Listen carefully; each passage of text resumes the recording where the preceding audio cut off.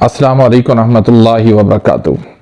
नाज़रीन, कैसे हैं आप? उम्मीद है कि आप खुश होंगे। अल्लाह ताला आपको ढेरों सारी खुशियां अता फरमाए और अल्लाह पाक आपको सेहत व तंदुरुस्ती अता फरमाए। नाज़रीन, आज हम एक नए टॉपिक के साथ हाज़िर खिदमत हैं। आज का जो हमारा टॉपिक है वो हर घर में पड़ा हुआ नमक, साल्ट, हर किचन में ये मौजूद होता है। वो बात की बात है कि इसको बाज़ घरों से निकाला गया है। आज की इस गुफ्तगू के अंदर हम बात करेंगे कि क्या नमक हमारे लिए फ़ायदेमंद है या हमारे लिए नुकसानकार है। जब से नाज़रीन एलोपैथी आई है तब से हमें जो कुदरती नेचुरल जो ग़िज़ाएं हैं उनसे हमें दूर कर दिया गया है। देसी घी की आप बात करें तो उसको भी हराम करार दिया गया है कि नहीं नहीं, देसी घी तो आपने खाना नहीं है, कोलेस्ट्रॉल है, दिल की तकलीफ है, फिला फिला फिला है, तो आपने देसी घी नहीं इस्तेमाल करना।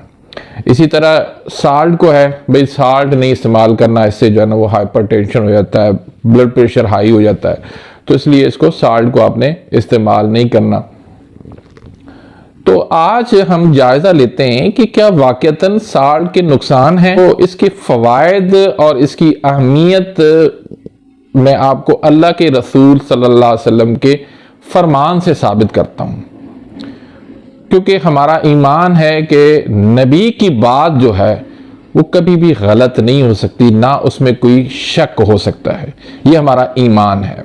तो हजरत अब्दुल्ला बिन उमर रजी अल्लाह अन्हु से रवायत है, फरमाते हैं कि अल्लाह ताला ने आसमान से 4 बरकतें नाजुल फरमाई हैं। उनमें एक जो है वो साल्ट है, नमक है, सुभान अल्लाह। और बाकी जो 3 हैं उनमें भी बरकतें ही बरकतें हैं। एक तो लोहा है जिसमें से आयरन, फौलाद निकलता है। दूसरा आग है जिसमें से हरारत निकलती है। तीसरी चीज पानी है जिसमें से रतूबात, तरी निकलती है। तो सारी चीजें अल्लाह ने इसको बरकतों का महवर करार दी दिया और हम इन बरकतों से महरूम हो गए। नाज़रीन, साल्ट, नमक जो है ये जहरों का तरियाक है। बिच्छू काट जाए तो नमक का इस्तेमाल करें। सांप ने काट लिया है, नमक से इलाज करें। पागल कुत्ते ने काट दिया है, नमक से इलाज करें। तेजाब किसी ने पी लिया है, नमक से इलाज करें। शरियानें कहीं पर ब्लॉक हो गई हैं, नमक से इलाज करें। नमक जिगर को तेज करता है, जिगर के अंदर तहरीक पैदा करता है। गुद्दी उजलाती, गर्म खुश्क इसका मिजाज है जो हरारत पैदा करता है, और हमने इसको अपनी जिंदगियों से निकाल दिया है। और मैं आपको बताऊं कि अगर कोई काबिल हकीम हो ना, समझदार हकीम, वो दुनिया की हर बीमारी का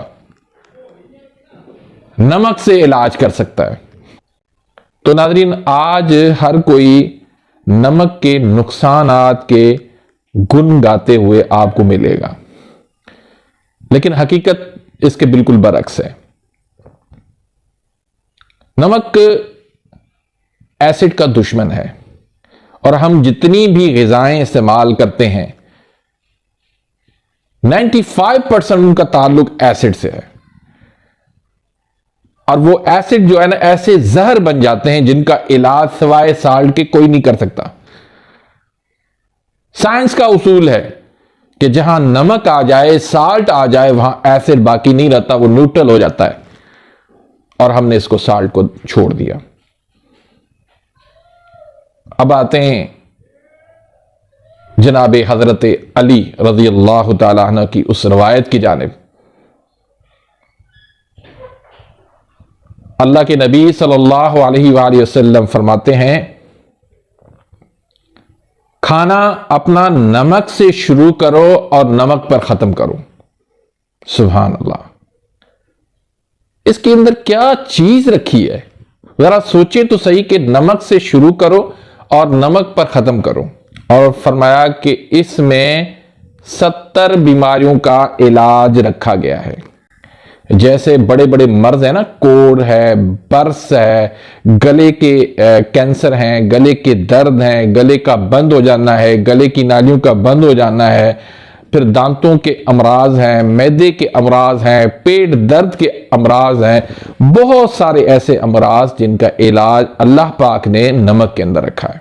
अब ये खाना खाने से पहले जो हम नमक चख लेते हैं, नमक तो चाट लेते हैं, वो करता क्या है? वो जो है लाभ पैदा करने वाले जो गुदूद होते हैं, वो ग़िज़ा को हजम करने वाली जो रतूबात होती है उसको पैदा करते हैं, जिससे ग़िज़ा जो है वो जल्दी हजम हो जाती है। और इसी तरह खाने के बाद जो नमक चखने की जो वजह है, उससे क्या होता है कि जमी हुई जितनी भी चिकनाई है, रोगनियात हैं, वो इससे खत्म हो जाते हैं। तो अल्लाह के नबी सल्लल्लाहु अलैहि वसल्लम के फरमान में तो शिफा ही शिफा है, अजर भी है और शिफा भी है। अजर किस बात का? कि अल्लाह के नबी के फरमान पर हम जब अमल करेंगे तो हमें अजर भी मिलेगा और शिफा भी मिलेगी, यानी दोहरा हमारे लिए इनाम है। अब आते हैं कि क्या वाकईतन नमक हमारे लिए नुकसानकार है? साइंस क्या कहती है इस बारे में? तो साइंसी जो माहिरीन हैं वो कहते हैं कि रोजाना हर बंदे के लिए, हर इंसान के लिए 2 से 3 ग्राम उसके लिए नमक बहुत जरूरी है। नमक की ज्यादती से कोई नहीं मरेगा, लेकिन नमक की कमी से जरूर डेथ हो सकती है। तो साइंस ने भी यह कह दिया है कि नमक की आपको जरूरत है। अब मैं आगे चल के आपको बताता हूं कि किन किन अमराज के लिए नमक जरूरी है और किन किन अमराज में हम नमक का इस्तेमाल कर सकते हैं, कौन से अमराज के अंदर नमक फायदेमंद है।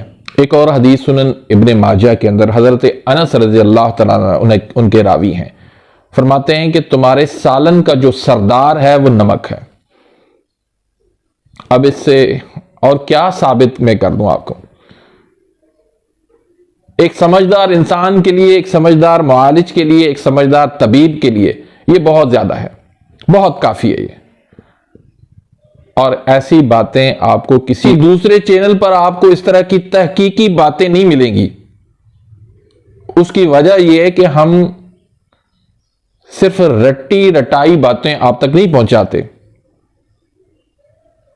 हम खुद तहकीक करते हैं और तहकीक के बाद हम आप तक बात पहुंचाते हैं। फिर इमाम सादिक अलैहिस्सलाम का फरमान है कि जो शख्स भी खाने के पहले लुकमे पे नमक छिड़क दे तो उनके चेहरे से सफेद दाग हो या स्याह दाग हो, वो सारे खत्म हो जाएंगे, चेहरा उनका साफ हो जाएगा। क्योंकि चेहरा जो खराब होता है, चेहरे पे जो स्याही आती हैं, चेहरे पर जो कील महासे आते हैं, चेहरे पे जो जितने भी दाने आते हैं, ये एसिड की ज्यादती होती है, तेजाबियत की ज्यादती होती है। उसका इलाज हम साड़ से करेंगे तो आसानी से उसका चेहरा जो है वो खिल जाएगा, उसका चेहरे के अंदर रौनक आ जाएगी, उसका चेहरा खूबसूरत बन जाएगा। तो नाज़रीन, नमक सिर्फ जायके के लिए नहीं होता, बल्कि नमक से हजारों बीमारियों का हम इलाज कर सकते हैं। ये जिस्म को कुव्वत के साथ फासिद मादों को भी खारिज करता है। जितने भी रुके हुए मादे हों उनको ये तरियाक बना के इसको खारिज कर देता है, क्योंकि इसके अंदर जहरों का तरियाक है। और अल्लाह के नबी सल्लल्लाहु अलैहि वसल्लम जब सजदे की हालत में थे, आपने अपने जूते से उसको दबा दिया और फिर फरमाया कि अल्लाह की इस पर फटकार हो,